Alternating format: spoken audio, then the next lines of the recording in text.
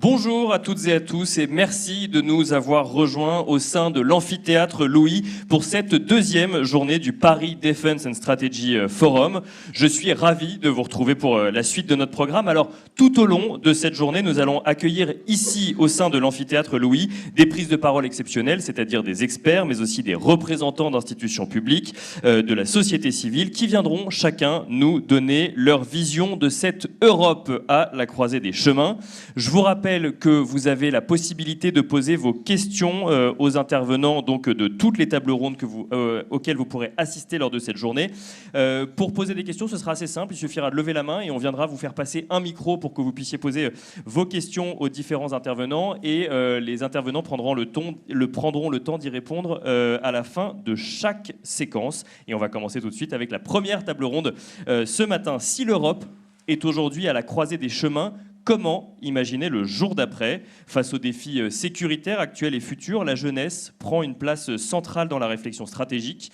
Dans une Europe marquée par le retour de la guerre sur son sol, par la montée des populismes, par les guerres de l'information, comment réengager la jeunesse sur ce que l'on peut appeler l'esprit de défense? Comment former une génération capable de contribuer à la sécurité nationale, militaire ou civile? Ce sont les questions qui vont animer les échanges de notre prochain panel. Un panel intitulé « Le retour de la guerre en Europe, quelles réponses proposées par la jeunesse ?» Et pour y répondre, nous avons le plaisir d'accueillir le général de corps d'armée Pierre-Joseph Givre, directeur du service national de la jeunesse, le brigadier Marcus Ries, chef personnel de l'armée suisse au sein du département fédéral de la défense, de la protection de la population et des sports. Nous avons le plaisir d'accueillir également le commandeur Eric Nordam, chef de projet service militaire au sein du ministère de la Défense néerlandais. Nous avons le plaisir d'accueillir également le capitaine Nicolas Brault, chef du service conditions du personnel et environnement humain au 2e régiment étranger de génie au sein de l'armée de terre.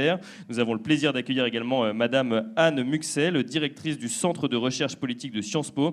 Et enfin, cette table ronde sera modérée par Chloé Debiève, chargée de domaine au Centre interarmé de concepts, de doctrine et d'expérimentation. Très bonne table ronde. Merci beaucoup.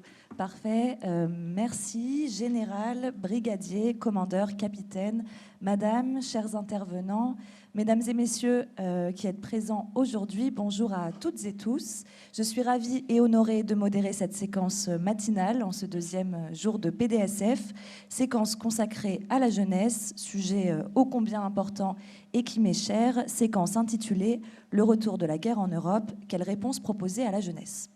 Je me représente, je suis Chloé Debiève, chargée de domaine au CICDE, Centre interarmé de concepts, doctrine et d'expérimentation. Je suis donc civile de la défense, officier de réserve de la Marine nationale et fondatrice de l'agenda stratégique, page LinkedIn qui recense, regroupe et centralise les événements de la sécurité et de la défense. Quelques mots sur cette table ronde pour démarrer. Cette table ronde qui a pour objectif de souligner, dans un moment particulier, aux défis sécuritaires forts et importants, la place de la jeunesse dans la réflexion stratégique et les enjeux liés, en mettant pour cela en avant les programmes déployés pour la jeunesse en Europe, les initiatives existantes et les réponses offertes. Le tout dans une volonté de préparer une génération résiliente, à l'esprit d'équipe et de cohésion fort, et ainsi capable de contribuer au mieux à la sécurité nationale, tant au niveau militaire que civil. Pour cela, nous aurons la chance aujourd'hui d'écouter 5 personnalités françaises, suisses et néerlandaises qui connaissent bien ces sujets et ces enjeux qui ont occupé tout ou partie de leur parcours. Je commencerai par présenter le général Givre. Les intervenants sont placés de manière à ce que vous puissiez vous y retrouver avec la planche au-dessus. Général, vous êtes donc général de corps d'armée, directeur du service national et de la jeunesse, donc DSNJ, au ministère des Armées. Vous êtes diplômé de l'Institut d'études politiques de Sciences Po Lyon, ancien élève de l'école militaire de Saint-Cyr et breveté de l'école de guerre. Et vous avez une carrière d'officier des troupes de montagne. Vous avez notamment, pour faire le lien avec la montagne, commandé le 27e bataillon de chasseurs alpins de 2009 à 2011 et la 27e brigade d'infanterie de montagne quelques années plus tard. Vous êtes auditeur de la 61e session du CHEM, Centre des hautes études militaires, et de la 64e session de l'IHEDN, Institut des hautes études de défense nationale. Vous avez notamment occupé les fonctions d'adjoint au gouverneur militaire de Paris, de conseiller stratégie militaire générale, prospective, innovation et transformation digitale à l'état-major des armées, ou encore de directeur du Centre de doctrine et d'enseignement du commandement de l'armée de terre, le CDEC, de 2021 à 2023. Je ne citerai que celle-ci, mais il y en a bien d'autres. Je poursuivrai avec vous, brigadier Marcus Ries. Brigadier Ries, vous dirigez le personnel de l'armée suisse. Vous avez eu une carrière d'officier dans l'armée de terre suisse et avez notamment occupé les fonctions de chef de l'artillerie à l'état-major des forces terrestres ou encore de chef des affaires politiques et stratégico-militaires de la défense, remplaçant du chef de l'état-major stratégico-militaire. En tant que personnel du chef de l'armée depuis 2018, vous êtes chargé de gérer l'ensemble des effectifs de l'armée et les parcours des militaires, du recrutement à la libération. En outre, vous assumez la responsabilité de l'aumônerie, du service psychopédagogique et du service social de l'armée. Merci d'être parmi nous. Anne Muxel, Madame Muxel, vous êtes sociologue, directrice déléguée du CEVIPOF, le Centre de recherche politique de Sciences Po, et directrice de recherche en sociologie et en sciences politiques au CNRS. Vous êtes une spécialiste reconnue de la sociologie politique et des études sur la jeunesse. Vos travaux portent sur le rapport des individus à la politique, l'évolution de leurs comportements électoraux et la transmission des valeurs entre générations.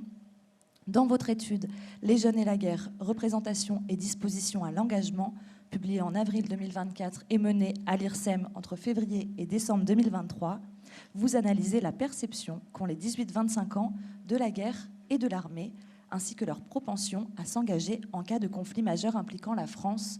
Vous nous en parlerez un peu plus en détail ensuite. Commandeur Éric Noordam, commandeur, merci d'être parmi nous. Vous êtes chef de projet du service militaire volontaire néerlandais. Vous avez rejoint la marine néerlandaise en 2002 et avez notamment embarqué à bord de la Jeanne d'Arc en tant qu'officier d'échange pendant plusieurs mois. Vous avez ensuite servi pendant 5 ans en tant qu'officier des opérations sur divers navires néerlandais, notamment lors d'une mission en Somalie dans le cadre de l'opération Atlanta de lutte contre la piraterie. Vous avez servi dans une unité CIMIC, donc de coopération civilo-militaire, avec entre autres une affectation à la mission des Nations Unies au Soudan du Sud. Vous avez également cofondé et mis en œuvre le Defence City College, initiative de terrain au sein des forces armées néerlandaises pour rétablir le lien avec les jeunes générations, programme qui est devenu l'un des programmes extrascolaires les plus prisés des étudiants néerlandais. À partir de ce succès, vous avez ensuite lancé en 2022 un service militaire volontaire qui a déjà suscité plus de 4000 candidatures supplémentaires et 1000 nouvelles recrues. Là aussi, vous nous en parlerez un petit peu plus tard en anglais. Capitaine Nicolas Brault, pour finir, capitaine, vous êtes officier de la Légion étrangère, aujourd'hui chef du service conditions du personnel et environnement humain au 2e régiment étranger de génie. Vous avez un parcours atypique puisqu'après avoir obtenu un master en affaires publiques à Sciences Po, en effectuant dans ce cadre un partenariat avec Saint-Cyr, vous avez enseigné l'histoire dans un collège de Seine-Saint-Denis. En 2017, vous vous êtes engagé comme officier sous contrat et avez suivi votre formation à Saint-Cyr, puis à l'école du génie. Vous avez servi pendant 3 ans au sein d'une compagnie de combat du 2e régiment étranger de génie, participant notamment à une opération extérieure au Mali et une mission en Géorgie. Vous avez ensuite poursuivi votre engagement pendant 3 ans au groupe Commando Montagne de la Légion. Vous êtes aujourd'hui également connu et reconnu pour vos publications sur LinkedIn, qui sont lues par une très grande communauté et dans lesquelles vous partagez vos réflexions sur le commandement militaire et le management civil. Capitaine, merci d'être parmi nous. Un très grand merci à tous les 5 d'être présents et sans plus attendre, commençons par une première question pour nous permettre de prendre de la hauteur et de poser un cadre. Je vous propose de parler, pour commencer, des enjeux, de la place et des interrogations que se pose cette jeune génération aujourd'hui. Et Madame Muxel, on va démarrer par vous. Merci. Merci. Bonjour à toutes et tous. Ravi d'être parmi vous ce matin pour aborder cette question importante, étant donné l'actualité à laquelle nous sommes confrontés. Donc moi, je commencerai par ouvrir cette table ronde en posant quelques enseignements issus de l'enquête que vous avez citée pour situer en tout cas les jeunes Français par rapport à ces enjeux de défense, de sécurité et par rapport aux menaces de guerre qui peuvent peser sur le pays et plus largement sur l'Europe. Alors, quelques enseignements, j'en retiendrai 5 très rapidement puisque notre temps est compté. Premier enseignement, c'est que nous sommes en face d'une génération qui est très consciente des menaces qui pèsent et des menaces de guerre notamment, même si ce n'est pas dans leurs préoccupations premières, puisque leur préoccupation première, c'est d'abord les enjeux environnementaux et climatiques. Malgré tout, la guerre, le risque de guerre occupe une place importante, puisque 47% des jeunes, c'est-à-dire un jeune sur 2 en France, croient une guerre possible sur le sol français, et 58% pensent aussi qu'il est probable qu'une guerre mondiale ait lieu. Donc on voit bien que l'intériorisation de la guerre, d'une possibilité d'une guerre, est forte les concernant. Deuxième enjeu important, par rapport à effectivement la perception de ces menaces, c'est leur disponibilité à l'engagement, y compris à l'engagement militaire. Alors cette génération, contrairement à ce qui est souvent dit, n'est pas désengagée, loin de là. C'est une génération qui s'engage dans de multiples domaines, au travers de multiples vecteurs, associatifs notamment, mais notamment la question de l'engagement militaire est aussi présente chez eux. 56% de cette génération envisage, par exemple, éventuellement une carrière dans l'armée.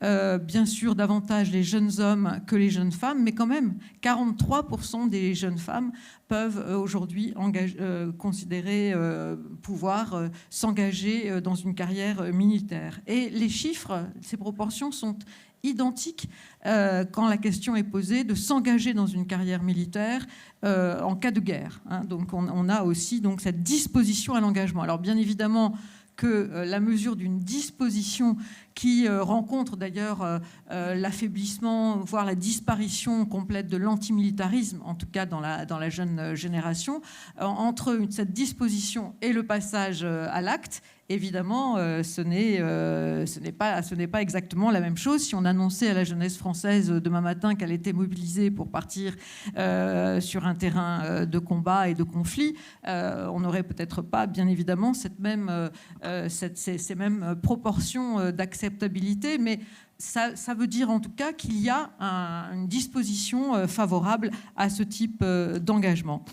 Enfin, puisque le temps est compté, j'évoquerai aussi leur forte intériorisation de l'hybridité des conflits armés auxquels ils peuvent être confrontés. Alors bien évidemment, la question du terrorisme est très présente à leur esprit, mais la perspective aussi qu'il puisse y avoir une guerre nucléaire est aussi très importante pour eux. Et ce que l'on observe dans cette génération, c'est le relatif effacement aussi de l'arme nucléaire comme outil de dissuasion de la guerre, puisque un jeune sur 2 considère acceptable l'utilisation d'une arme nucléaire. Ça, ce sont aussi, je pense, des changements générationnels importants.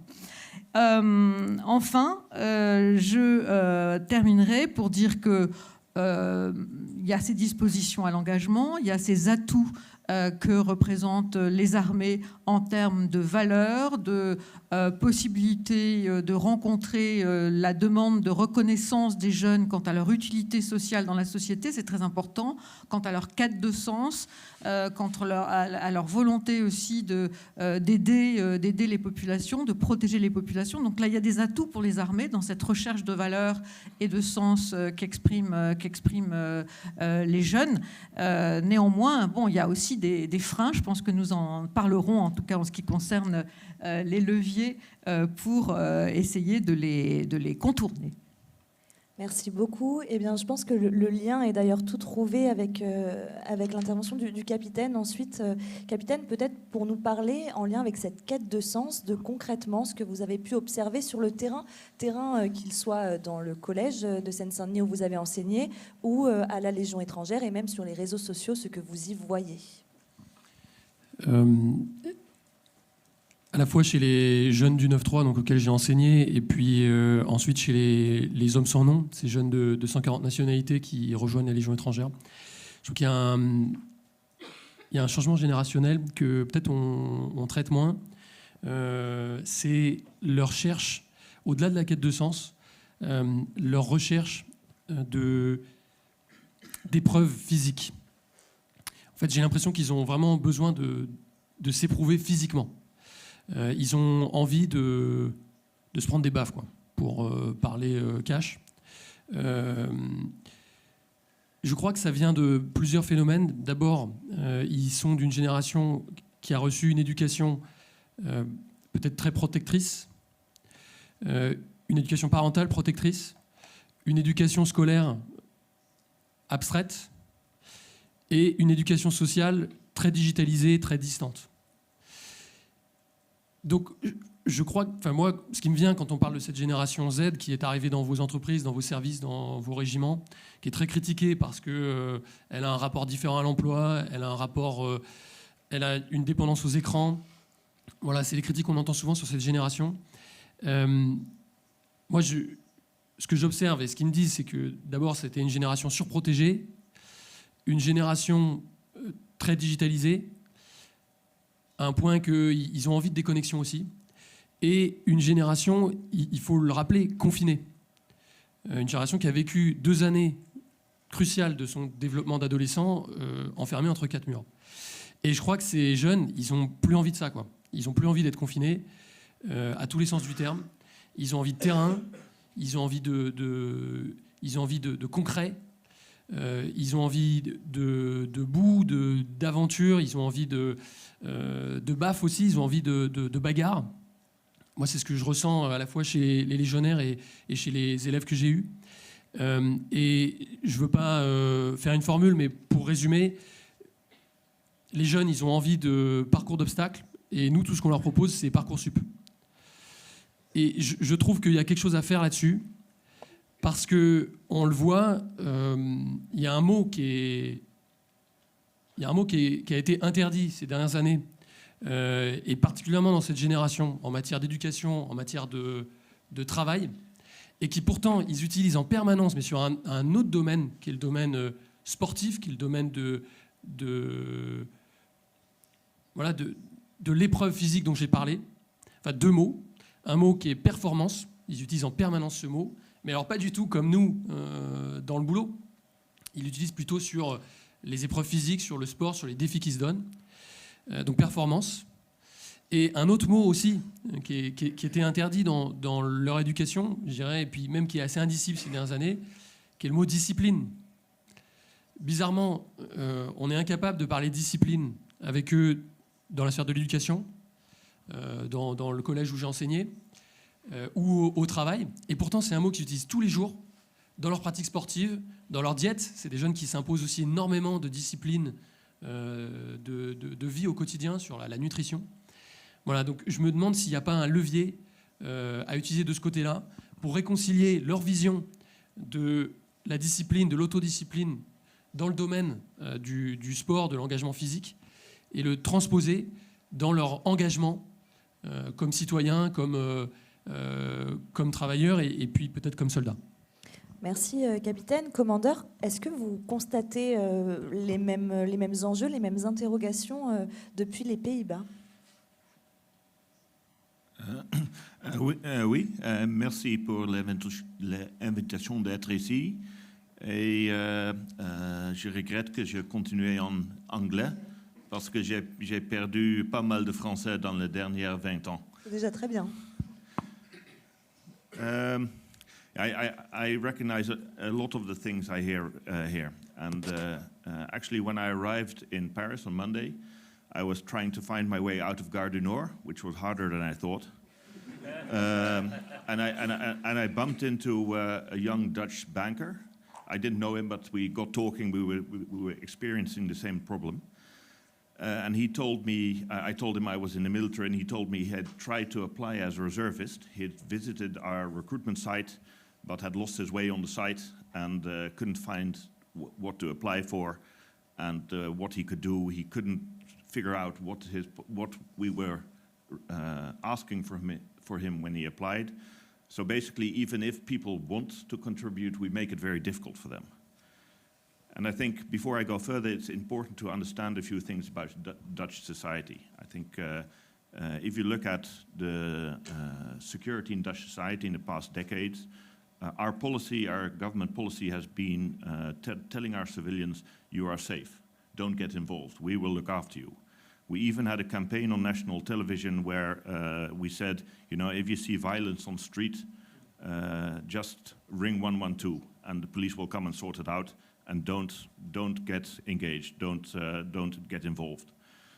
And we're having to turn that narrative around right now, because where we were saying, you know, we'll look after you, we're now saying the world isn't safe and everybody's responsible to keep it that way. And that's definitely something the Nordics have had for the past decades, where they say, you know, you have to look after yourself, you have to be able to, you have to be resilient for the first week if something happens. And it's something we have to learn right now, which is a very, one of the significant bits about how do you get people more involved into security. The other thing is Dutch people don't like to be told what they have to do. So when I was in Sweden, we discussed this issue, and the analogy we came up with was if you're in Sweden, you know, how do you get 100 Swedes to leave a swimming pool? Well, you basically just ask them to leave the swimming pool. And if you do the same thing in the Netherlands, you'd say, you know, how do you get 100 Dutch people out of a swimming pool? The first thing which would happen is somebody was saying, you know, why do I have to leave it and not him? And who are you to tell me I have to leave it? So actually understanding the national context in building a concept which works is a very important thing. In the past years, we've built a couple of concepts, and I'll talk about them in the second part of this talk. But we do see that people definitely want to contribute. They want to do something meaningful. They are looking for purpose. Only we make it very hard for them to do it. Because there's one universal truth, is that they actually want something different than the generation before them wants. When I signed up to the forces, I signed up for a 12-year contract based on a romanticized ideal of what I thought I was going to be doing. You know, I was totally wrong, obviously, because I haven't done that. But that's also a bit like talking about the name of your children on the first date. Not necessarily the best strategy for success. The other thing we see is people experience stress because they have too many choices. So, and we do that in the armed forces too. You know, we ask people when they apply, you have to choose between 200 odd jobs, and most of those jobs people will never have heard of and absolutely don't have a clue what it entails. And one of the things we've noticed that if we reduce the amount of choice we give people, it actually reduces the amount of stress and actually gets more people to apply. And I think the last bit is we have to learn to adapt as armed forces. So, you know, in the past, we're only just starting to grow as forces. For many years, we've been fairly stable at around 40,000 military personnel. And with the best efforts, we've always been able to hire around 3,500 people. If we want to hire more, if we want to grow as armed forces, it's not a choice whether we have to adapt, it's a consequence of having to grow, and we have to understand that. So I think that's one of the guiding principle is we have to understand what people are looking for. We have to understand what motivates them, because I do see more than enough motivation to contribute. We just have to make it possible and make it accessible for people. Merci beaucoup, Commander. Thank you. En effet, on se rend compte que les freins ne sont d'ailleurs pas toujours là où on les imagine et que parfois même avoir trop de choix empêche d'en faire un, et que l'effort est de notre côté de mieux comprendre et adapter nos réponses. Merci beaucoup. Brigadier Ries, maintenant peut-être pour votre point de vue depuis la Suisse, qui est un système bien particulier dont vous allez nous parler sur ce que vous observez des questions et des enjeux soulevés par la jeunesse. Oui, merci de l'invitation, merci pour être là. Je commence avec ce qui est la même chose, la jeunesse. La jeunesse suisse est forcément la même qu'en France et comme en Netherlands. Je veux dire, c'est la même génération avec plus ou moins la même approche des choses. Ce qui nous différencie en Suisse, c'est depuis des siècles, on a mis dans notre constitution l'obligation de servir. Et on n'a jamais abandonné cela, donc on a maintenu la conscription pour les hommes obligatoires, pour les femmes volontaires. Donc chaque jeune Suisse, homme, est automatiquement confronté à certaines questions liées à la sécurité, respectivement à la défense du pays. Un petit peu d'autocritique, ce qu'on a longtemps négligé, vu que c'était donné par la loi, c'est d'expliquer le pourquoi. Donc c'était normal, il devait venir et puis il ne fallait pas forcément expliquer pourquoi, parce qu'il n'y avait pas le choix, la loi était ainsi. Et ça nous rattrape maintenant en deux termes. Donc il y a maintenant des possibilités légales de faire un service de remplacement civil. Respectivement, deuxième point, on a longtemps négligé l'aspect femme. Donc, pour nous, on est toujours arrivé à couvrir nos besoins avec les hommes. Donc, on a dit, bon, pourquoi faire l'inclusion des femmes dans les forces de défense? Et ces deux points, on est en train de les rattraper. En ce qui concerne la génération actuelle, il y a deux phénomènes. J'étais en charge déjà pendant la pandémie pour la mobilisation. L'armée suisse a été fortement mobilisée pour aider les autorités pendant la pandémie et ça donnait une autre lumière, un autre contexte aussi sur l'utilité de l'armée. Puis ensuite, les changements récents au niveau sécuritaire en Europe, évidemment, ça a ouvert les yeux aussi aux jeunes. Aujourd'hui, et ça, je constate en contact direct dans mes centres de recrutement, la question « est-ce qu'il faut une armée ?» c'est plus une question. Même les jeunes à 18 ans, ils sont absolument clairs là-dessus, il faut une armée. Où ils ne sont pas clairs, c'est « est-ce que moi, personnellement, je dois servir ?» Donc, ils disent « merci, il faut une armée, merci à tous ceux qui servent le pays », mais ma contribution, maintenant, elle n'est pas forcément nécessaire. Il y en a assez de volontaires, donc pourquoi et j'ai d'autres projets, j'ai 10 000 projets en même temps. Et l'armée, ça ne joue pas forcément dans les plans. Ça nous a amené jusqu'à développer un outil informatique, une application qui aide le jeune à planifier le temps entre 18 et 25 ans. Il peut introduire tous ses projets privés, professionnels, et l'algorithme lui donne le meilleur moment pour effectuer son service militaire obligatoire, qui l'amène à faire tous ses projets, études, voyages autour du monde, mariage, enfants, etc. Et en même temps, coordonner ses services. Il faut aller avec le temps, donc il faut s'adapter à la génération. On a des très bons jeunes, mais il faut mieux les informer et surtout, il faut leur montrer les options qu'ils ont, surtout au niveau temporel, de placer selon les critères. Et il faut être clair, l'armée n'est pas la priorité une chez la jeune génération. Merci beaucoup, Brigadier. Général, je pense que l'on partage les mêmes constats que ceux énoncés plus tôt. D'un point de vue français, pour vous, qu'est-ce qui ressort aujourd'hui pour nous, en France et au sein du ministère des Armées, en termes d'interrogation et de place pour ces jeunes? Alors, pour nous, plus que jamais, vu la situation sécuritaire internationale, européenne et française, puisqu'il y a aussi le risque terroriste sur le territoire, djihadiste en particulier, qui est toujours extrêmement prégnant. Plus que jamais, on a besoin de toute la jeunesse. On en avait déjà besoin dans le cadre du recrutement pour l'armée professionnelle, pour l'active et la réserve, mais qui plus est, on en rediscutera après, par rapport aux perspectives, aux besoins de défense nationale nouveaux, suite en 3 ans, il ne faut jamais l'oublier, à la guerre d'Ukraine, à la guerre au Moyen-Orient, à la continuation des crises très très graves en Afrique et de la déstabilisation djihadiste sur l'arc moyen-oriental et africain. Alors ceci étant dit, moi je partage bien sûr toutes les réflexions qui ont été posées. Je les partage par rapport à ce que j'ai écouté de vous, mais par rapport à ce que nous on observe, puisque on a la chance en France d'avoir conservé un système, alors qui n'est pas un système de conscription, qui, au moment où on a mis en place l'armée professionnelle, on a gardé un lien avec la jeunesse à travers la journée défense et citoyenneté.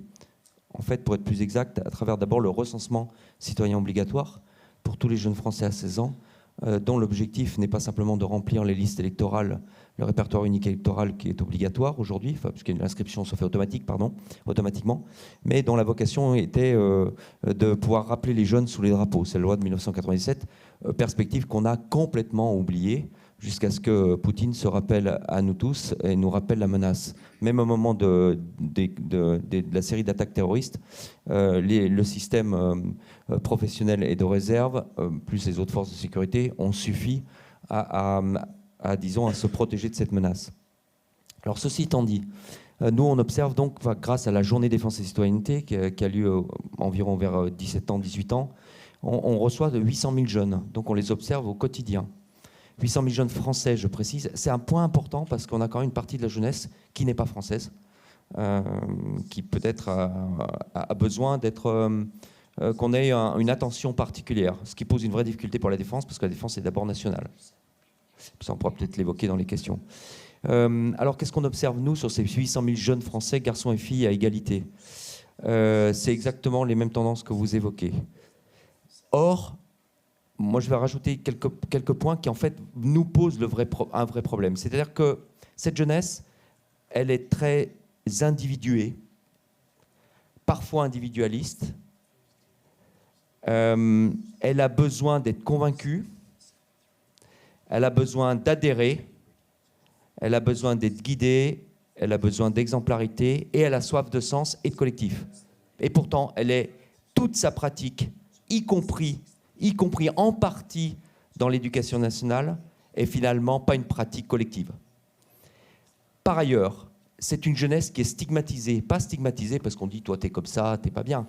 Elle est stigmatisée parce que dans notre référentiel français, il n'y a que d'avoir fait Sciences Po ou d'avoir fait des études qui prévaut. Les intelligences artistiques, peut-être, si vous avez fait des études. L'intelligence sportive, peut-être, si vous avez fait des études. L'intelligence du leadership, surtout pas. En plus, elle est attachée aujourd'hui à l'image des caïds des banlieues. En fait, il y a plein d'intelligences que nous ne mettons pas en valeur, que nous ne révélons pas. Et en fait, à cause de ça, on prive beaucoup de jeunes qui perdent confiance en eux, si en plus ils n'ont pas été accompagnés par leurs parents, mais parfois c'est même les parents, quand il y en a, parce qu'il y a quand même une famille sur 2 qui est complètement éclatée, et ils n'ont aucun référentiel pour les mettre en confiance. S'ils ont échoué à l'école, qui est quand même le cas d'un gamin sur 2, quasiment, parce que nous on le constate dans les résultats, les enfants sont en grande déshérence, en grande interrogation, et ils cherchent des collectifs, ils cherchent du sens, mais pas forcément au sein des institutions de la République. Donc il y a un énorme problème là-dessus.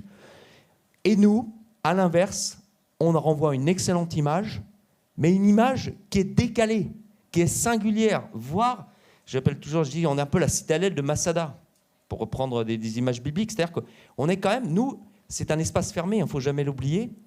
C'est un espace qui est comparé dans la loi de la laïcité aux prisons et aux hôpitaux et aux écoles, aux internats. Parce que les armées, c'est une caserne, il faut y rentrer, il y a des codes pour y rentrer, on n'y va pas comme ça. Il y a des règles extrêmement strictes de sécurité, de hiérarchie, de discipline. Il y a des récompenses, mais il y a des punitions aussi. Donc c'est un monde totalement de plus en plus décalé par rapport à la réalité aujourd'hui d'une société très libérale. Alors probablement que la tendance va s'inverser et heureusement qu'on va rééquilibrer vers les devoirs et pas seulement les droits. Et en fait, les enfants, enfin les jeunes, ils sont tiraillés entre ces deux aspects. Enfin, c'est une réalité qui est l'individualisation à outrance, où ils sont isolés, seuls, insécurisés, et un collectif qui est un peu imagé, peut-être mythifié dans les armées, mais en même temps qui est très impressionnant. Et si on ne les aide pas à franchir le cap, si on n'a pas des sas, ça peut être très compliqué, y compris quand ils ont vraiment envie de servir.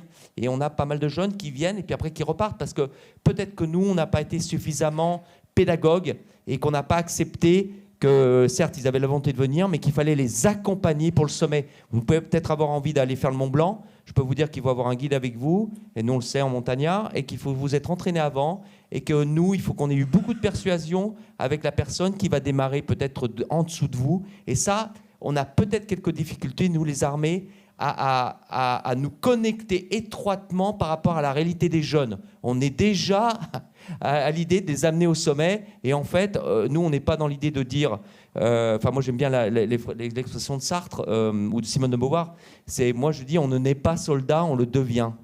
Et ça, on a une petite difficulté. Le jour où on le résoudra, et on en va en parler par rapport aux solutions, je pense qu'on avancera. Mais moi, je suis de ceux qui disent que cette jeunesse, elle a un énorme potentiel. Elle est prête à servir, que ce soit les garçons, les filles. Mais nous, il faut qu'on lui offre aussi, sans être dans la dispersion complète avec des centaines d'offres, il faut aussi qu'on fasse du sur-mesure parfois. Il faut à la fois du non-sur-mesure et aussi du sur-mesure, au moins pour la séduire et lui redonner confiance. Voilà.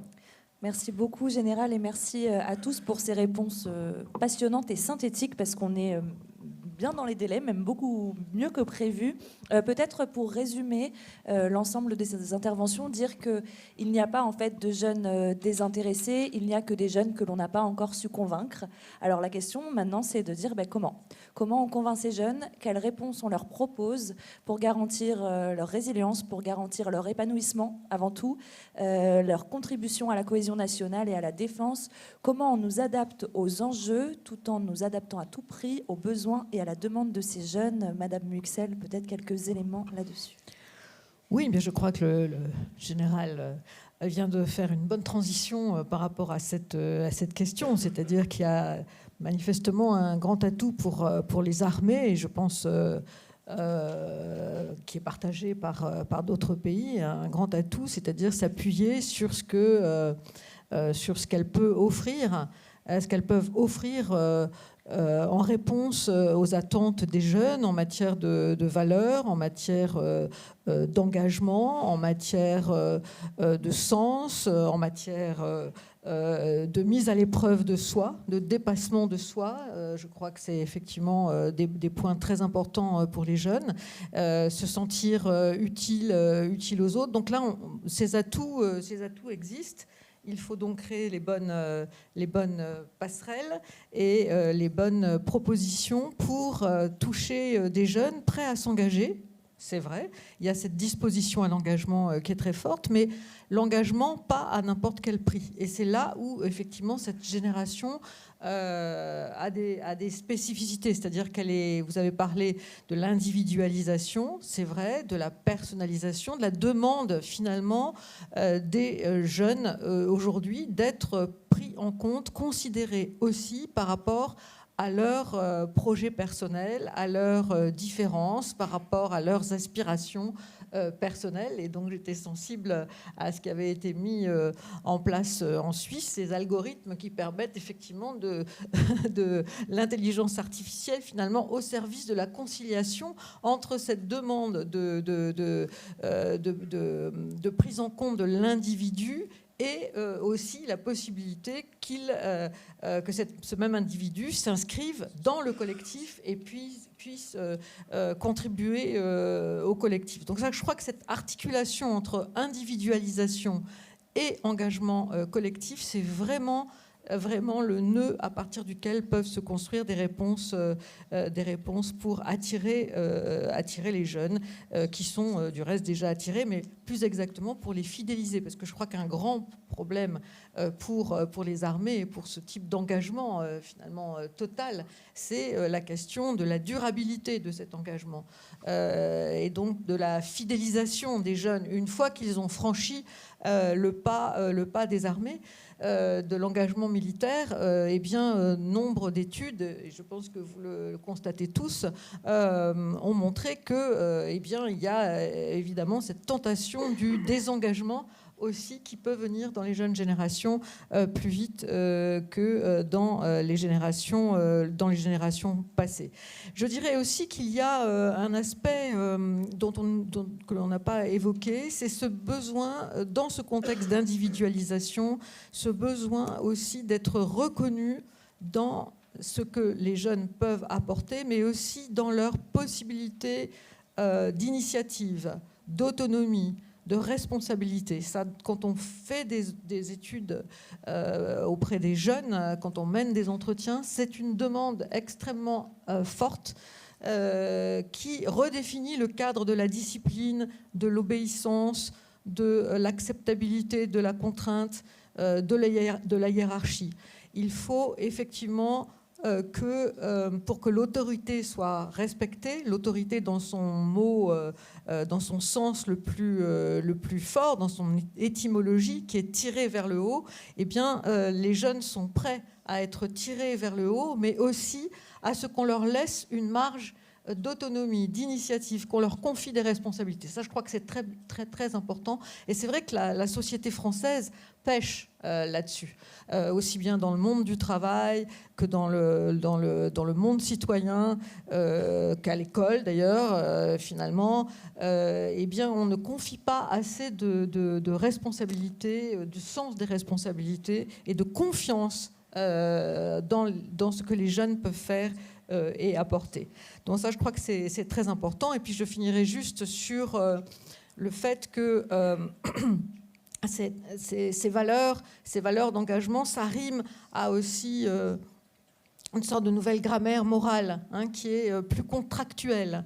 Je peux apporter quelque chose, mais il faut aussi que l'on m'apporte quelque chose, que l'institution m'apporte quelque chose. Je peux m'engager, mais il faut effectivement que ça ait une efficacité et que cette efficacité, je puisse la constater. Ça, c'est très vrai dans l'engagement citoyen politique. Aujourd'hui, il y a une demande effectivement d'efficacité, de résultats. Quelqu'un a évoqué la question du concret. Ça, c'est sans doute beaucoup plus important que par le passé. Donc je dirais qu'il y a à la fois chez les jeunes ce mélange à la fois d'engagement porté par un idéalisme, par des valeurs, mais aussi d'un engagement porté par un certain pragmatisme, par un souci aussi d'efficacité. Merci beaucoup, Madame Muxel. Vous avez parlé d'autonomie, d'initiative, d'engagement et de pragmatisme. Ce sont des mots qui reviennent beaucoup dans les postes justement du capitaine Braud. Donc encore une fois, transition toute trouvée. Capitaine, peut-être deux mots, rayonnement, recrutement et ce que vous faites aujourd'hui, ce que vous voyez à partir de ce que vous avez pu constater plus tôt, entre autres sur les réseaux sociaux. Alors d'abord, je suis vraiment d'accord avec ce que vous venez de dire sur la nécessité d'engager aussi une relation gagnant-gagnant. Et je vais donner un exemple. Il y a 2 semaines, mon chef de corps, le colonel Roy, au 2e régiment étranger de génie, il a proposé sur LinkedIn 2 postes pour des jeunes civils qui puissent venir dans le régiment pendant 1 an, porter le treillis et servir les hommes sans nom. Donc en fait, un stage, quoi. Bon, l'offre a eu un succès dingue, il y a eu des milliers de partages, on a eu des dizaines et des dizaines de candidatures, et j'en ai auditionné plusieurs dans la semaine qui vient de se passer. Donc je voudrais juste citer une phrase que j'ai entendue. Bon, déjà pour eux, c'est une expérience un peu bizarre, ils se connectent sur Zoom et puis ils trouvent un gars en treillis. Et il y en a un, quand je lui ai demandé pourquoi il candidatait à cette offre, pourquoi il voulait passer 1 an avec nous dans un régiment de Légion. Et il m'a dit cette phrase crue. Si on nous attaque, je ne sais rien faire. Et donc, dans cette relation de gagnant-gagnant, je pense qu'une des manières de répondre à la question qu'on se pose aujourd'hui, c'est qu'est-ce qu'on leur apprend à ces jeunes, si on leur fait des expériences dans l'armée, si on leur fait un service militaire, quelles armes on leur donne pour, comme vous disiez, commandant tout à l'heure, si quelque chose arrive, la responsabilité de la sécurité leur incombe, mais du coup, qu'est-ce qu'on leur apprend, quoi. Donc ça, c'est la première chose. Et bon, ce que je voulais dire aussi, c'est qu'au cours de ces entretiens, j'ai réalisé des choses, et là, je vais parler à nouveau un peu cash. La première chose que j'ai réalisée, c'est que ces jeunes, ils ne connaissent rien aux armées. Mais vraiment rien. Et moi, j'ai été prof, donc je porte la charge aussi de cette responsabilité. À quel moment dans la culture générale qu'on enseigne dans les écoles, à quel moment on a complètement écarté toutes les connaissances et les savoir-faire de défense. Donc moi, j'étais prof d'histoire et je me souviens m'être plongé dans un manuel de la Troisième République, le manuel iconique de cette époque, qui est le manuel Lavis. Je ne sais pas si vous savez, c'est celui qui commence par tu dois aimer la France parce que la France, la nature l'a fait belle et l'histoire l'a fait grande. Et dans ce manuel, on demandait à des enfants d'apprendre des cartes de France avec tous les régiments de France et de Navarre. Alors, je ne dis pas qu'il faut aller jusque-là, mais il y a peut-être quelque chose à trouver à mi-chemin pour renforcer déjà la culture générale qui est enseignée à l'école. La deuxième chose que ces entretiens m'ont fait réaliser, c'est que c'est à nouveau sur cette idée de gagnant-gagnant. Ceux qui connaissaient l'institution, ils l'avaient rencontrée par les réseaux sociaux. Ça nous plaît ou non, mais moi, tous ceux qui avaient déjà entendu parler de la Légion étrangère, ils en avaient entendu parler par le Major Gérald. Je ne sais pas si vous connaissez, qui est un sous-officier de Légion, qui est un mec boule de feu, qui fait des séances de sport sur YouTube, qui est vraiment un athlète et en plus un super mec. Et ils ont rencontré la Légion par ce gars-là. Ce qui m'a amené, moi, dans cette démarche de m'inscrire aussi sur LinkedIn, sur les réseaux sociaux et de commencer à partager des choses.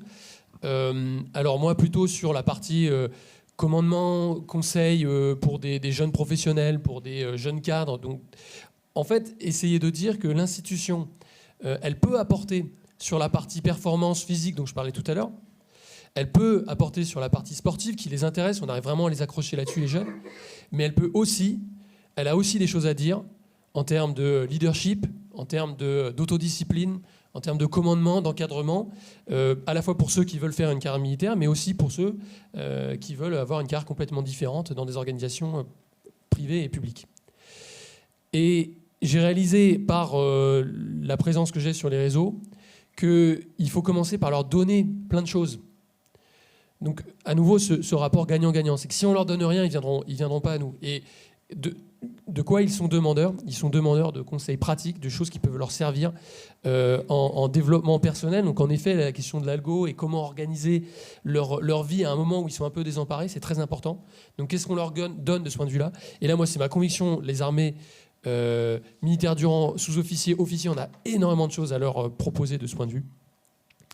Et puis après, il y a cette partie culture dont j'ai parlé, et là, c'est plutôt dans l'intérêt des armées. Donc gagnant-gagnant. Qu'est-ce qu'on leur apprend en termes de savoir-faire pratique en cas d'attaque, en cas de menace, mais également, et moi c'est un des sujets d'ailleurs sur lesquels on se retrouve avec Chloé, c'est quelles armes on leur donne dans la bataille cognitive, dans la bataille informationnelle qui a lieu tous les jours sur les réseaux sociaux sur lesquels ils passent 4 heures par jour. Qu'est-ce que les armées peuvent leur enseigner? Parce qu'on a aussi des spécialistes là-dessus, d'influence, de cyber, etc., pour avoir des armes à se défendre, pas seulement dans le métro quand il y a quelqu'un qui les emmerde, mais aussi face à ces contenus qu'ils reçoivent toute la journée. Donc je trouve une des solutions, c'est cette approche gagnant-gagnant, où on leur donne des armes, pas seulement physiques, pas seulement de défense, mais également intellectuelles, des armes dans la bataille cognitive qui a lieu tous les jours sur leurs réseaux sociaux. Et d'ailleurs, une annonce là-dessus, pardon. Donc au-delà du LinkedIn que je fais là, avec la communication de l'armée de terre, on va lancer un podcast sur YouTube avec ce principe, c'est qu'il y a plein de civils sur YouTube qui interviewent des militaires, mais on n'a pas de militaires qui interviewent des militaires et qui interviewent des civils. Et donc on va proposer un format d'1h30 d'interview avec les milliers de métiers qu'on a dans les armées et parler de tous ces sujets. Là, on part sur un tournage avec plusieurs invités sur la question cyber, donc la bataille informationnelle, le cyber et l'influence. Voilà. Ça s'appellera Quartier Libre et c'est dans quelques semaines que ça partira. J'ai obligé de faire une annonce. C'est super, on a même des annonces ce matin. Merci beaucoup, capitaine. Commandeur, on parlait de ce gagnant-gagnant qui est essentiel. Comment vous avez pu le mettre en place dans les programmes que vous avez portés, que vous avez lancés et qui semblent extrêmement prisés des jeunes aux Pays-Bas? Well, first, I hope you'll subtitle the podcast you make. Okay, but if I listen to what everybody's saying, I see some similarities between France and the Netherlands. That we both have a young population who's looking for purpose and who wants to contribute, but is struggling with a way to, how can I do it? And we have armed forces who have slowly lost connection with a part of society, which is explainable because we've been doing deployments, expeditionary deployments far away. For many years, we weren't allowed to wear our uniforms on the streets. We live on our bases behind high gates. So it's very understandable that society doesn't understand what armed forces do. And right now we're refocusing in the Netherlands. So we're focused on operating in foreign countries and much more in conflicts of choice.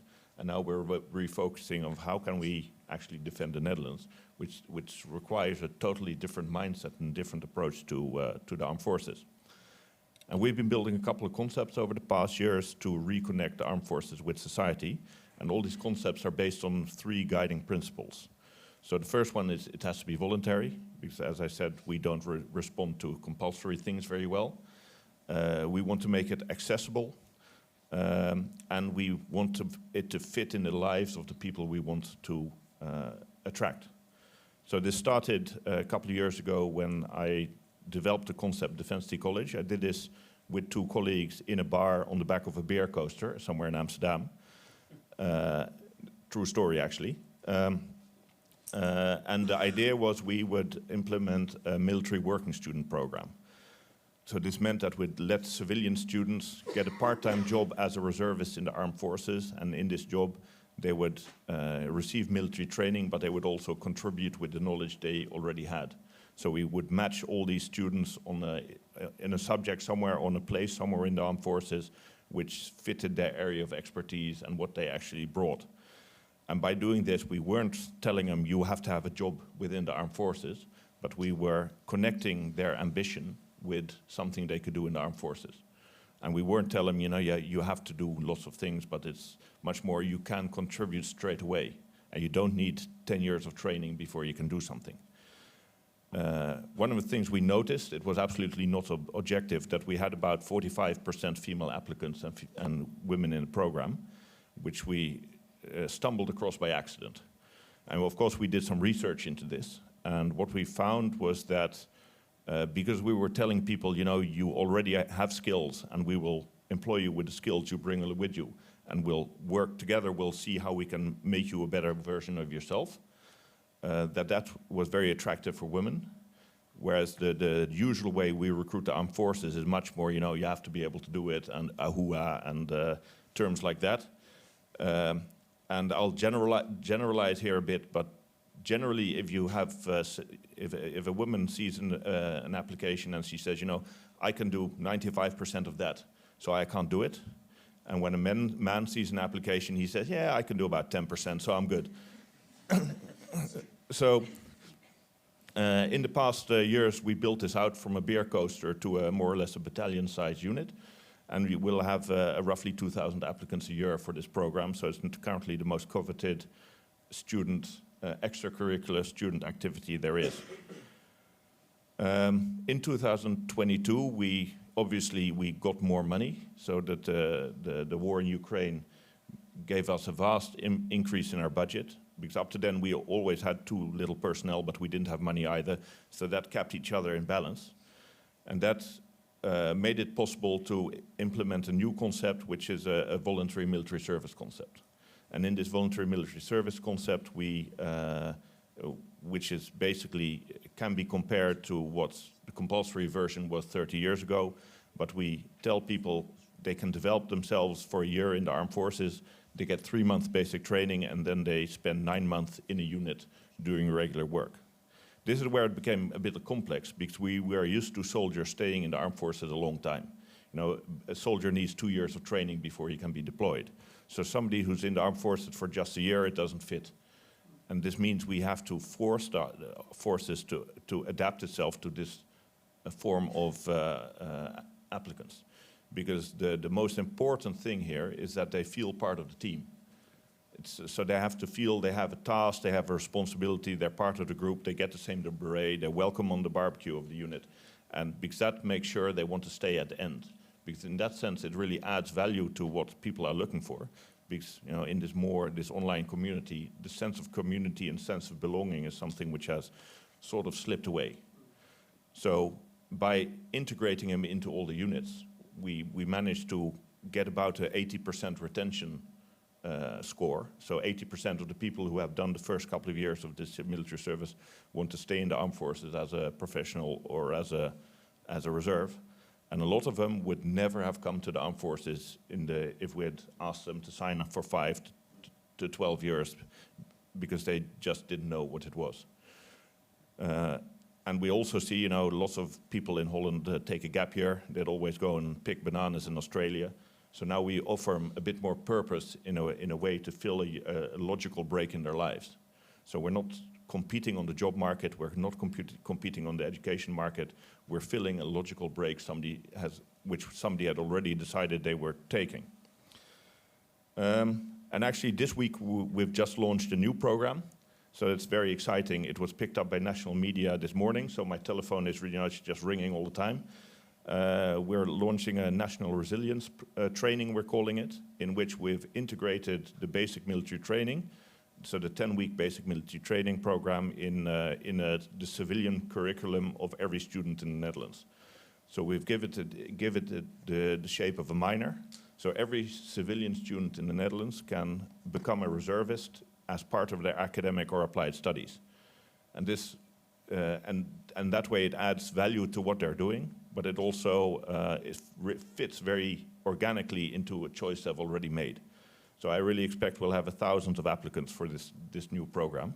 So that and then you have a broad palette where you say, whether you're taking a gap year, whether you're studying, whether you're learning to be a mechanic, there's always a place in your life where we make it logical for you to contribute within the armed forces. This last program is mostly aimed at filling our reserve component, and if all goes well, we won't actually be using them. So so what we're also doing within Dutch society is saying, we're training all these people, and we're sending them back to their towns, back to their living places, back into society. So, police, fire brigades, hospitals, feel free to give them more training so that they're also voluntary police, so that they're also voluntary firemen, so that they can also help out in a health crisis. And that way you sort of build up your societal resilience on a local level by enabling the people who want to contribute. So we're not trying to think up a big concept behind our gates, but we're creating a movement in our society. We're building something people actually want to do, and then we'll add building blocks to make sure they actually want to, can and are able to contribute in whatever way possible. The one we're also looking at is most of the Netherlands is underwater. If there's a storm, people have to walk along the dikes to see whether they're not breaking. Why not add that to the palette too? So I think what we're doing is we're not telling people you have to have a job within the armed forces. We're creating an association between their ambitions and what you can achieve within the armed forces. And once they're in, we'll talk about what kind of perspective we can actually offer people. What I really like about this is we're also mixing people from all levels of society. So we're mixing people taking people out of their social, cultural, and economical bubble and letting them train together, which is, I hope, will form some sort of societal glue. Interestingly enough, society has responded very well to these concepts. But not so much as to boost military capacity, but more as a way to re-educate the youth. So a while back, I was approached by a mother whose son was coming to our information session, and she said, "Please hire him. I hope he can start next week, and it would be nice if he could sleep internally." No, but so the parents who are and the teachers and the media who all influence the population have had a very positive approach to these things we're creating. And so we also see that the media has had a positive impact on the amount of recruits. And I'll just round off by the vision I hope we'll be able to achieve is that we make it normal and accessible for everybody in the Netherlands to contribute to society at a certain point in their lives. So that so we build a system that everybody can contribute. And I hope these are the first building blocks we need to do that. Merci beaucoup. Merci, commandeur. On souhaite beaucoup de succès à ce programme et on espère que vous reviendrez nous parler de ses effets dans les années à venir. Merci beaucoup. Brigadier Ries, sans plus tarder, on va reparler de la Suisse et de vos réponses, celles que vous proposez aujourd'hui, au-delà de l'application, et puis celles que vous proposerez peut-être demain. Voilà, on a identifié certains domaines où il faut vraiment agir. Pour nous, il s'agit maintenant, dans notre système, sans aller trop dans les détails, les jeunes Suisses sont confrontés à 18 ans avec une journée d'orientation, d'information, la première fois avec l'armée et les outils de la politique de sécurité. Et on a constaté que c'est trop tard. À 18 ans, il y a beaucoup d'opinions qui sont déjà faites. Alors notre axe premier, c'est d'ancrer le thème politique de sécurité, défense dans son terme large, déjà dans les écoles. Et on s'est heurté au problème que, en tout cas chez nous, plus que 70% du corps enseignant, c'est des femmes qui n'ont jamais fait un jour de l'armée. Donc, ils ne se sentent pas à l'aise de parler de ces sujets. On a donc ensemble, l'armée avec l'Haute École de pédagogie de Lucerne, on a développé des outils didactiques, pas pour les élèves, mais pour le corps enseignant, pour aborder tous ces sujets à l'âge de 14-15 ans. Pas pour faire la propagande, pas du tout, mais pour traiter en termes larges tous les outils de la politique de sécurité, ça du service civil, des pompiers, les ambulanciers, mais évidemment aussi la mission de l'armée et puis les différentes options qu'on a comme jeunes Suisses là-dedans. Donc l'enseignement, c'est une piste. La deuxième, c'est maintenant vraiment faire un pas en avant avec l'inclusion des femmes. Si tout se passe comme prévu en 2028, la Constitution devrait être légèrement modifiée et puis la journée d'information devrait être rendue obligatoire aussi pour les femmes. Donc, hommes et femmes, au moins le premier jour, doivent participer. On a constaté que beaucoup des jeunes femmes, ils se gênent d'aller à ces journées d'orientation qui aujourd'hui sont volontaires, parce qu'ils sont mal vus par leurs amis, par l'entourage. Donc, au moment où ça devient obligatoire, il n'y a plus aucune gêne de s'intéresser à tout ça. Est-ce que c'est le premier pas pour vraiment une obligation de servir aussi pour les femmes? Ça, c'est trop tôt de le dire. Et comme en Suisse, tout va très lentement, ce sera bien plus tard si ça devrait se réaliser. Mais cette inclusion des femmes, c'est pour nous essentiel. Actuellement, on tourne à un taux de 2% sur l'effectif. Et puis le but, c'est d'arriver à 10% en 2030. Déjà ça, pour nous, c'est assez sportif. Et puis, je ne suis pas sûr qu'on y arrive.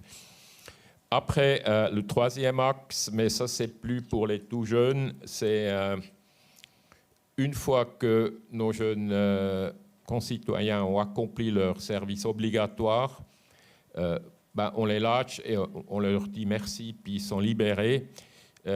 C'est que je suis chargé maintenant avec un concept d'une réutilisation sur base volontaire. Donc, d'essayer de garder ceux qu'on a déjà formés pour une sorte de concept des forces légers, chargés de protection de l'infrastructure critique ou qui sont très intensifs en personnel, mais qui ne demandent peut-être pas un équipement très lourd. Et puis de garder les forces actives pour la mission principale, ce qui est la défense du pays. Si ce concept va avoir du succès, on verra, et on doit aussi, comme partout, d'abord créer les bases légales pour le mettre en pratique. Mais c'est aussi une sorte de fidélisation, et tout ça se base sur les bonnes expériences, la camaraderie que les gens ont vécues dans le service, et essayer sur base volontaire de les garder 5 ou 10 ans de plus. Merci beaucoup, brigadier. Alors, fidélisation, expérience unique, générale en France. qu'est-ce qu'on propose aujourd'hui et qu'est-ce qu'on aimerait là aussi proposer demain. Je sais que vous avez pas mal de choses à nous dire à ce sujet. Oui, effectivement. Alors, merci à nos amis, à nos alliés. Alors, la Suisse, ce n'est pas un allié, mais c'est un ami. Les Pays-Bas sont un allié, puisque vos expériences sont très inspirantes et en particulier avec vous, Brigadier, on a beaucoup échangé sur l'expérience suisse. Comme quoi, avec des situations stratégiques qui aujourd'hui deviennent similaires, mais des cultures de pays très différentes, on peut avoir des sources d'inspiration extrêmement intéressantes à plein d'égards, et notamment autour de la digitalisation. Je vais y revenir. Alors, nous, ce qu'il faut voir, c'est que quand j'ai pris mes fonctions, le ministre Lecornu m'a dit, ça faisait 1 an que la guerre d'Ukraine s'était déclenchée, il faut refondre tout le système de notre relation à la jeunesse. On a une chance, c'est que la loi, après la fin de la guerre froide, après la suspension du service militaire, la loi a conservé une obligation de rencontre entre la jeunesse française et les armées autour de la journée défense et citoyenneté. Voilà, c'est une partie obligatoire. Ça, y a pas de, c'est un peu dans ce que vous voulez faire en Suisse, là, avec la journée d'information, qui aujourd'hui n'est pas obligatoire, sauf pour les garçons, et encore. Voilà, mais pas pour les filles. Nous, c'était obligatoire et ça a été maintenu. Sauf que pendant les 30 ans des dividendes de la paix, on va dire ça comme ça s'est progressivement démonétisé. À l'image de la société, et ça, il faut quand même qu'on soit bien conscient qu'on a 2 mondes. Certes, aujourd'hui, intellectuellement, tout le monde rallie l'idée d'un collectif plus fort, tout le monde rallie l'idée même de mobiliser les citoyens sur les questions de défense. Dans la réalité, les seuls qui sont aujourd'hui mobilisés sont les armées. Parce qu'elles sont organisées autour du collectif, elles sont organisées autour des situations de crise pour faire face, pour être résilientes. Le reste de la société française, y compris les ministères, sont dans une approche totalement libérale, totalement d'une insularité, d'une mondialisation heureuse. Moi, je l'emploie à dessein. Vous discutez, je ne parle même pas des milieux économiques et économiques. Ils pensaient quand le marché mondial, il était acquis ad vitam aeternam. Personne n'avait vu qu'on pouvait risquer des soubresauts d'insécurité, un basculement stratégique de l'ampleur que celui qu'on connaît, pas seulement par rapport à nos adversaires, voire à nos ennemis, mais y compris par rapport à certains alliés qui recomposent seuls la relation avec leurs partenaires. Personne ne l'avait... En tout cas, en Europe, on avait oublié ça. Peut-être que la France était une des dernières à se dire il me faut encore de l'autonomie stratégique. On ne parlait pas d'indépendance stratégique, et notamment autour de la dissuasion nucléaire, mais tous les autres, y compris dans les esprits civils et de nos alliés européens, avaient considéré que l'équilibre mondial se faisait autour des États-Unis, et les États-Unis sont toujours un allié majeur, et j'espère qu'ils le resteront, mais que c'était acquis. Or, rien n'est acquis. Donc par rapport à ça, nous, la chance qu'on a, c'est qu'une loi a été faite en 1997 pour pérenniser un lien, une relation obligatoire et un moment obligatoire avec les jeunes. Donc nous allons réinvestir ce qui est obligatoire, mais pas dans le sens d'il y a 30 ans, où tu viens et puis tu fermes ta bouche et tu vas faire ce qu'on te dit. Non, pas du tout. C'est dans l'esprit que ça soit gagnant-gagnant et dans un esprit d'accompagnement des jeunes vers les finalités qu'on recherche. Et ces finalités, elles ne peuvent pas être simplement celles des armées ou du président de la République. C'est celles de l'ensemble de la nation. Et quelles sont ces finalités? Le recrutement. Ça, c'est clair. Nous, on assume que cette journée, la journée défense et citoyenneté nouvelle génération, c'est une journée faite pour parler des armées et pour recruter sur les différentes formes d'engagement. Que ce soit pour être soldat d'active ou un soldat de réserve, ou d'autres formes d'engagement autour de la défense nationale. Il y a des formes civiles, et ça, j'y tiens. Il n'y a pas que la forme militaire dans l'engagement pour la défense nationale, pour les filles et pour les garçons. Et on a une attention aussi particulière pour les filles ou pour d'autres profils sociaux, professionnels ou sociologiques très délaissés. Il n'y a pas que les banlieues qui sont délaissées en France. Il y a aussi les zones rurales. Il faut qu'on fasse très attention à ceux qu'on pourrait appeler péjorativement, mais moi, ce n'est pas péjoratif, les petits blancs. Attention, parce qu'ils dérivent aussi. Donc et ça, c'est un enjeu citoyen, mais vous voyez que nous, on ne fait pas que de la citoyenneté pour la citoyenneté, même si elle est très importante, mais on le rapporte au sujet de défense nationale, qui est peut-être le sujet principal de la citoyenneté, à mon sens, aujourd'hui. Donc, on réinvestit la journée défense citoyenneté, c'est la version obligatoire. C'est une révolution qu'on conduit. Ça durera une journée, elle sera en 7 temps. on va magnifier les valeurs républicaines à travers les vertus militaires. Ça commencera par une cérémonie militaire, on chantera la Marseillaise et on déclamera la déclaration des droits et devoirs du citoyen. Nous incitons sur les devoirs. Ce n'est pas un moment de débat, c'est un moment de transmission de la doxa républicaine. Ce n'est pas discutable. Celui qui le discute, il n'aura pas son certificat et il ira voir ailleurs si l'herbe est plus verte. Mais pas en France. Ça, c'est très clair, ça ne se discutera pas.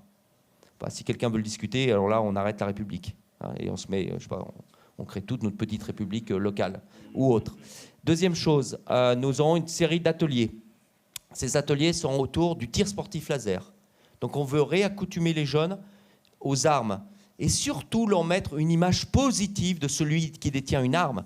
Parce qu'une arme, dans une société démocratique, c'est le monopole des corps en uniforme, des forces de sécurité, militaires des armées, de la gendarmerie, de la police et des douanes. Ce n'est pas autre chose. C'est ceux qui défendent la veuve et l'orphelin. C'est ceux qui défendent l'ordre public. Ce n'est pas les caïds.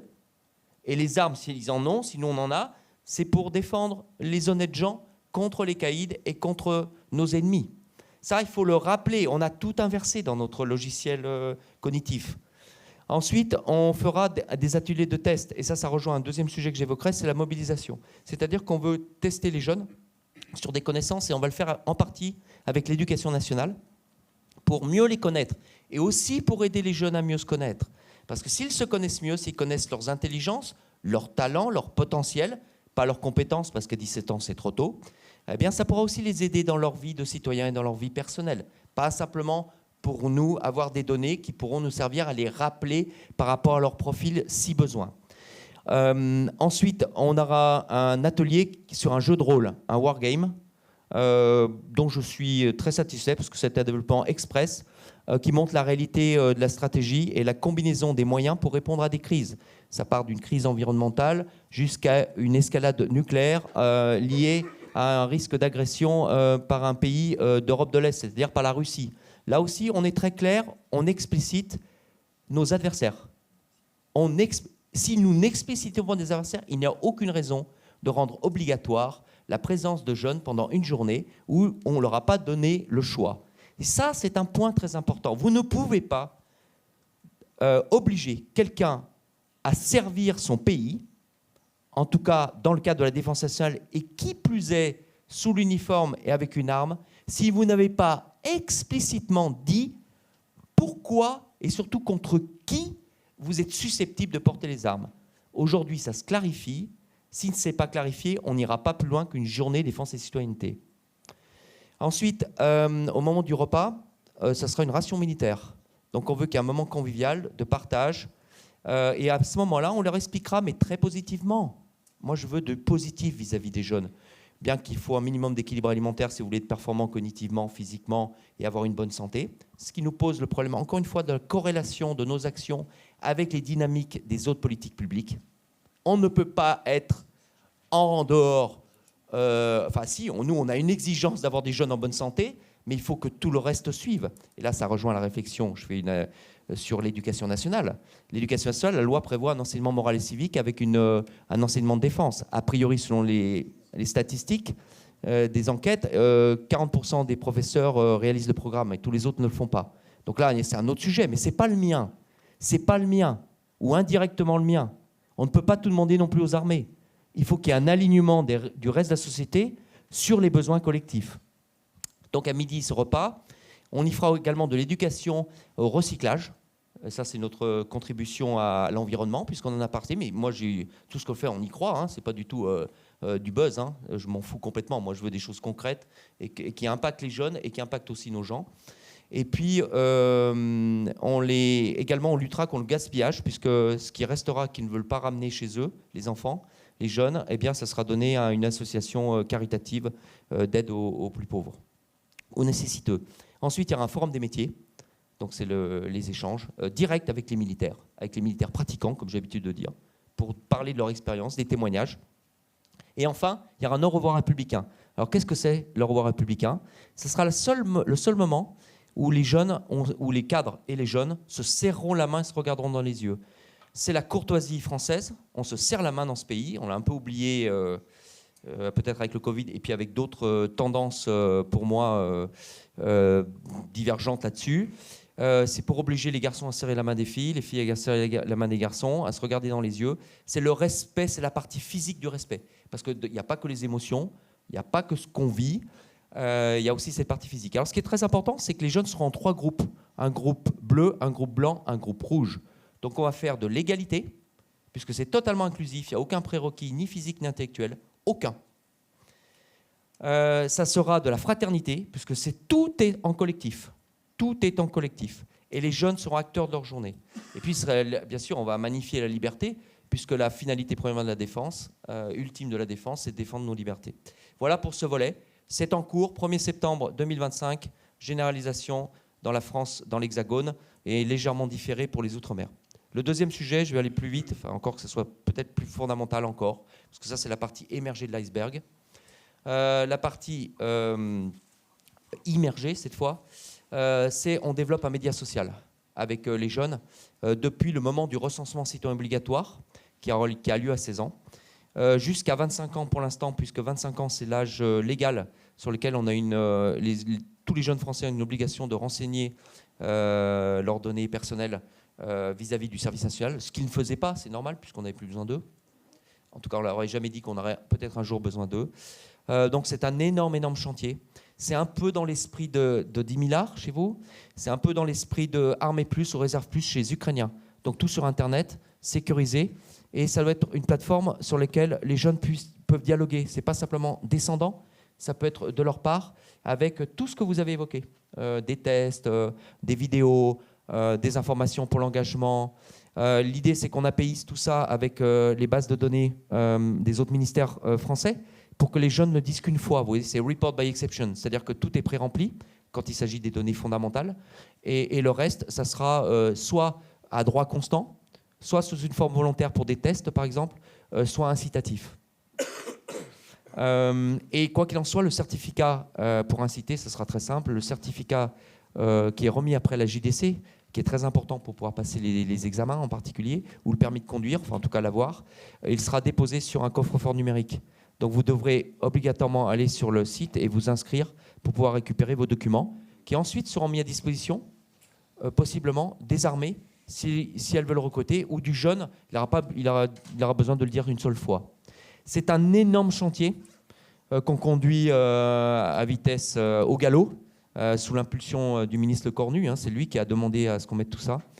Et dont l'ultime finalité, et ça, il faut que tout le monde l'ait en tête, c'est ce que j'appelle les mobilisations. Parce qu'il y a plein de manières de mobiliser. Et il faut qu'on fasse très attention à ce qu'on met derrière mobilisation. Première chose, c'est qu'on aide les jeunes à se mobiliser eux-mêmes, à se connaître. Donc les tests les aideront. Ce sera pour eux.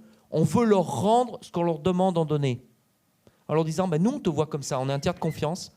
Moi, tes parents t'ont peut-être dit que tu serais médecin alors que tu as envie d'être charpentier. Nous, écoute, nous on te voit plutôt quelqu'un qui aime aller dehors, quelqu'un qui aime travailler en équipe, quelqu'un qui aime les travaux plutôt à dominante manuelle. Après, tu fais ce que tu veux. Tu peux super bien bosser parce que tu as une volonté de fou, et tu deviendras médecin. Ce n'est pas mon sujet, moi. Moi, je te dis simplement comme nous, on te voit. Donc ça, voilà. Et ensuite, ça, c'est la première partie de la mobilisation. Et nous, on a besoin de données qualitatives sur tous les jeunes et moins jeunes pour pouvoir ensuite les rappeler, soit en lançant une offre, soit en les réquisitionnant, soit par la loi. Là, il faudrait une nouvelle loi. Si le président dit « Ok, moi, j'ai besoin de plusieurs milliers de jeunes garçons et de jeunes filles, selon des profils prédéterminés », et ça, c'est assez facile à faire. Par exemple, aujourd'hui en France, on ne sait pas qui parle le farsi. Je ne sais pas. Donc, si on a un énorme problème avec l'Iran, qu'il faut qu'on mobilise de très nombreux linguistes, on fait appel au peuple. Si tout est hacké, si on a en plus une crise Covid au milieu, ça va être un peu compliqué. Voilà. Et en fait, voilà, c'est ça dont on a besoin, nous. Donc, le sujet mobilisation, voilà comment on le voit. Et attention à l'idée de mobilisation. Je ne sais pas ce qui sera décidé ou pas décidé en France dans les jours à venir, demain, après-demain, dans 10 ans. Il faut qu'on sorte du référentiel service militaire. Ce n'est qu'une partie de la mobilisation. Bien sûr, on aura toujours besoin de soldats, bien sûr, de gens très compétents. Mais on a besoin de plein d'autres compétences. On peut avoir, et il y a des bons exemples étrangers, je parlais de l'exemple israélien, est très exigeant. Ils ont des autistes qui travaillent dans des unités spéciales liées au cyber. En fait, on a besoin d'intelligence, on a besoin de muscles, on a besoin de tout. On a tous les profils. On a peut-être besoin de quelqu'un une journée. On a peut-être besoin de quelqu'un qui est à New York en train de bosser parce que c'est dans une boîte multinationale, mais qui est capable de bosser pour une unité qu'on a créée uniquement de manière virtuelle. Il y a tellement de manières de servir. Donc nous, il faut qu'on sorte de nos référentiels hyper processés, c'est comme ça, et qu'on travaille dans un esprit comme on travaille en opération, c'est-à-dire qu'on s'adapte aux circonstances et on s'adapte aux soldats, aux personnes qu'on a avec nous. Je vais terminer. Il y a un dernier axe sur lequel il faut qu'on travaille collectivement, sur lequel on n'est pas bon. On n'a que des offres d'engagement longues. Il faut y aller, il faut rentrer chez nous, etc. Moi, j'ai observé, vous en avez tous parlé, et j'ai observé ça aussi dans d'autres pays nordiques. Je pense qu'il faut qu'on les nomme un peu comme à la fac. C'est-à-dire qu'on a des CTS. Vous faites une journée. Vous n'avez pas besoin d'être soldat, on n'a pas besoin de passer un scan médical. On ne vous donne pas d'uniforme. Dans chaque département français, on pourrait imaginer qu'on ait des maisons, des structures civilo-militaires, je le dis bien, comme MPK, par exemple, en Finlande, ou la Ligue de défense estonienne, où les jeunes s'inscrivent au dernier moment sur leur appli. Ils viennent nous voir. Aujourd'hui, séance d'initiation au MMA. Aujourd'hui, on vous fait un premier secours de santé mentale. Aujourd'hui, initiation au tir. Tout ça, vous cumulez, un peu comme fait l'Éducation nationale avec son site, là, qui est très très bien fait. Vous cumulez vos certificats et le jour où on a besoin, vous rejoignez les armées, vous avez déjà coché. Vous savez coder. Ou ah oui, tiens, tu parles anglais, tu as un niveau B1. Oh, putain, pourquoi on s'emmerde à refaire et à revalider ça et à reformer? En fait, il faut qu'on thésaurise ce qui préexiste ou ce qu'on pourrait proposer ponctuellement sur une journée avec un encadrement militaire et civil labellisé et autour de dans un esprit défense nationale et défense totale, ou moi je dirais plus pour la France, peut-être défense intégrale. Voilà, je vous remercie. Merci Général, c'est une belle matinée d'annonce. Je pense que vous n'êtes pas venus pour rien. Merci chers intervenants, merci beaucoup pour ces éclairages, pour vos réponses passionnantes, pour la diversité des approches, avec toutefois un objectif commun, une même volonté, un même entrain, une même urgence, proposer des réponses adaptées aux enjeux et surtout et avant tout adaptées aux jeunes. Merci beaucoup